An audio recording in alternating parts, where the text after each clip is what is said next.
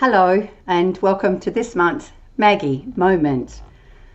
Gee whiz, 2022 has certainly been serving us up some challenges for parents and educators and community members and workers everywhere. This particular Maggie Moment, I just want to address parent stress, worry and anxiety, because I can still remember as a solo mum for a patch of time how much I would lay awake at night stressing over whether I had enough money to cover all the bills and to be able to feed my boys because that's what worry does. Worry often gets into a loop and it just loops and loops around, and then each time it loops, particularly for women, it stirs up even more cortisol or more stress, and then we're just too wired up and too fired up to be able to get what we really need, which is a good night's sleep. Now, magically, we can't just change the things that are out of our control. So one of the things that the brain needs, it needs to know that not everything is out of our control. So again, talk to your children and also yourself. What do I do every morning and possibly every night to reassure myself that not everything in my world is out of control?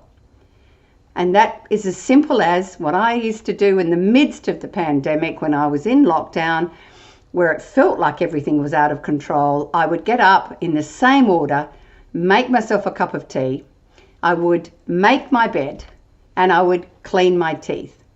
Now, it's not something I do a lot of at the moment because I don't feel my life is completely out of control.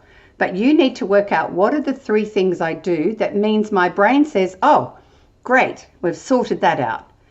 Those of you who have got little children, just know that they've only got a certain amount of energy in those little bodies and those little minds to be able to navigate their life.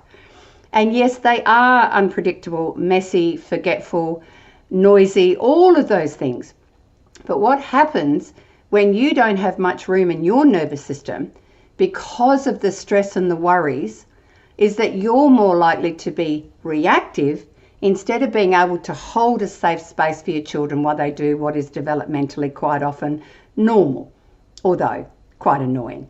So the littlest things that you can be doing are simply taking more deep breaths, pausing, taking yourself outside, looking at the clouds, looking at the sky if it's not raining. Can you also look at what am I doing to care for myself? And one of these big challenges of being a mum today is that self-care is kind of looped in with a great big bucket full of guilt.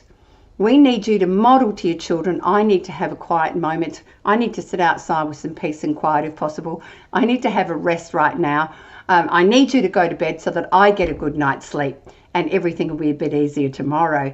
So it's really important that we create these tiny steps that actually allow our nervous system to get to rest and digest instead of constantly in fight and flight. I need you to really think of how can I be kinder to myself in a world that isn't being very kind to us at the moment. And then my last tip, seriously teach your children, do it yourself, even though everything can be really uncertain, scary and worrying.